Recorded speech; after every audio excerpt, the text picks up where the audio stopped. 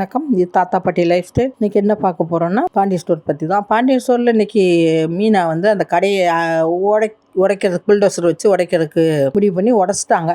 அது போக அந்த சக்திவேல் வந்து கத்துறாரு, எப்படி என் கடையை உடைப்ப, எப்படி நீ பண்ணுவேன், எம்எல்ஏக்கு ஃபோன் பண்ணுறான்னு மகன்கிட்ட சொன்னோன்னு, எம்எல்ஏ ஊர்லேயே இல்லையாம்ப்பா அப்படிங்கிறாப்ப மகன். அப்புறம் வந்து போலீஸ் வருது, போலீஸும் இல்லை நீங்கள் விட்டுருங்கன்ட்டாங்க. அப்புறம் ஒன்றும் செய்ய முடியாமல் கடையை முடிச்சிட்டாங்க. அவ்வளோ பயங்கர கோவம் வெறியோட வீட்டுக்கு வராப்புல. வீட்டுக்கு வந்து பாண்டியா வெளியில் வாடான்னு அவங்க வீட்டு வாசல் போய் நின்று கத்துறான். கத்தும்போது கோமதியும் செந்திலும் தான் வீட்டில் இருக்காங்க. அவங்க வராங்க. வெளியில் வரும்போது இவர் கத்துறாரு, என் மருமக என் வீட்டுக்கு கடையெல்லாம் உடச்சிட்டான், அவளை நான் சும்மா விட மாட்டேன், அவளை ஏதாவது பண்ணுவேன்னு கத்துறாரு. அது நெச்சிப்போ வாய் முடிக்கிட்டு போ அப்படின்ருச்சு கோமதி. அவங்க என்ன போன்றுச்சு, ஒன்றும் செய்ய முடியல அவரால். அப்புறம் நீ என்ன வேணாலும் பண்ணு, எங்களுக்கு பயம் இல்லை, அவள் கடமையை தான் செஞ்சான்ட்டு செந்தில் சொல்லிட்டாப்ல. அதுக்கு பிறகு இந்த பக்கம் பார்த்தா மயில் வேலை செய்து அந்த இடத்துக்கு சரவணனும் அவன் ஃப்ரெண்டு சாப்பிட போகிறாங்க. ஆர்டர் பண்ணி உட்கார்ந்துருக்கும்போது இந்த எல்லாத்தையும் எடுத்துக்கிட்டு இது வருது, மயில் வந்து வைக்கும்போது அது கவனிக்கவே இல்லை, வச்சுக்கிட்டே இருக்கு எல்லாத்தையும். அப்போதான் அவங்க ஃப்ரெண்டு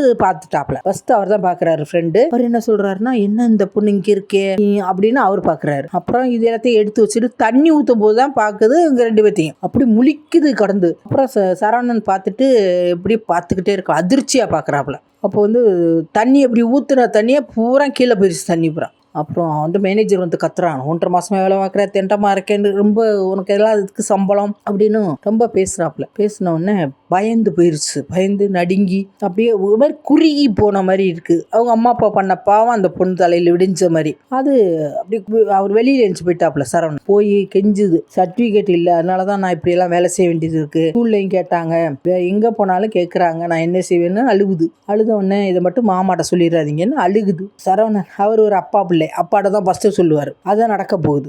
இப்படி நிறைய பேர் இருக்காங்க, பொண்டாட்டிக்காக ஏதாவது ஒன்றும் செய்ய மாட்டாங்க. இப்போ பார்த்தாலும் அப்பா பைத்தியம் பிடிச்சி அலைவாங்க. ஆனால் அவர் கண்டிப்பாக அவங்க அப்பாட்ட சொல்லுவார், பிரச்சனை வரப்போகுது. பார்க்கலாம் நாளைக்கு என்னன்னு.